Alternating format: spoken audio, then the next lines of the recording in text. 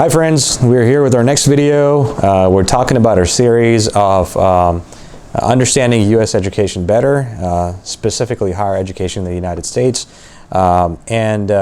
This is a second part video of understanding the challenge series. The series looks at higher education in two perspectives. We talked about looking at a coin having two sides, the first side being education and the second one being immigration. We covered in depth in our last video what education means for being a challenge and how to address some of those high-level issues with education and what are some good pointers to understand. In this video we're going to talk about immigration. So let's get into it.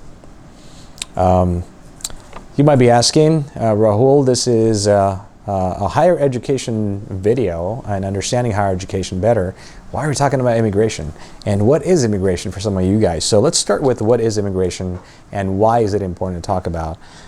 Simply put, the action of temporarily or permanently moving to a place which is not the place you were born in is called immigration. That's the definition of the word.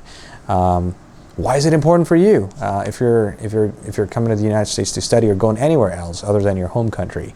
I would highly suggest you put it on your list to consider about. And the reason is because it governs your everyday life. It governs your education. It governs your work. It affects your future. It affects your ability to support yourself, and so on and so forth. So some of those things I mentioned, let's focus on education, obviously. So how does immigration affect education? Well, we have to understand that everything, when we talk about a country and economy, is interlinked.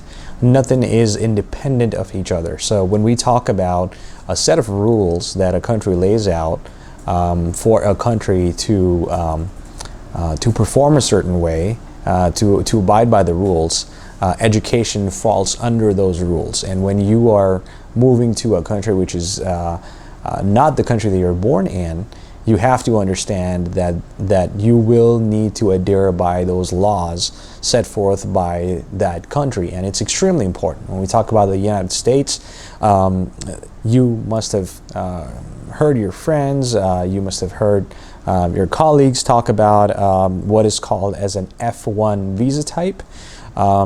In a future video, maybe we'll talk about what is the difference between a visa and a passport and a lot of other things. But you know, commonly a lot of people talk when they talk about U.S. education as, oh, you need to have the H1 visa to go to the United States for education.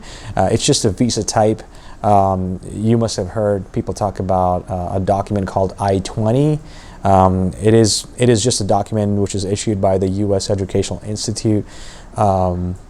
It's kind of like a certificate of eligibility, if you will, that you're invited to join an education program in the United States, which in turn helps you to get your H1 visa.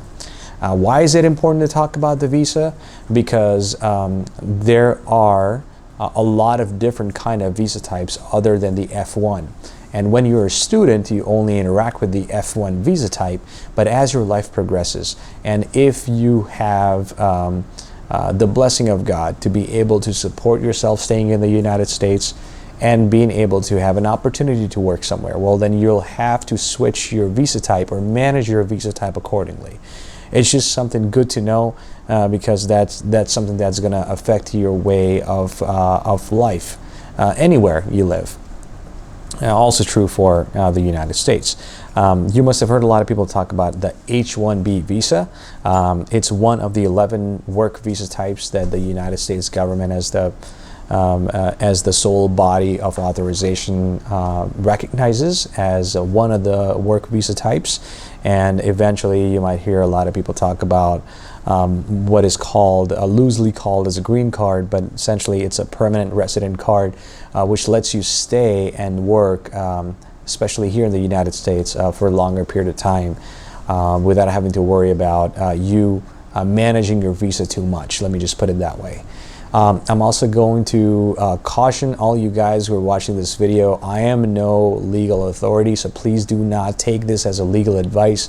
I always encourage all my friends and family members, and I'm going to do the same with you guys.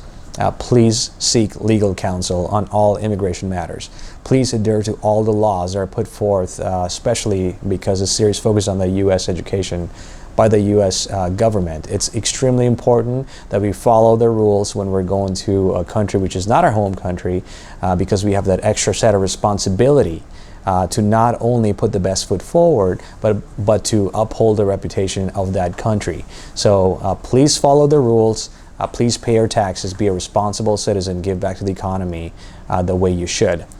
That being said, that was a little bit of touch points on what is immigration, why is immigration important, how does it affect you as a student, how does it affect you when you work, and all of these have implications to your overall education and even life after education in the United States.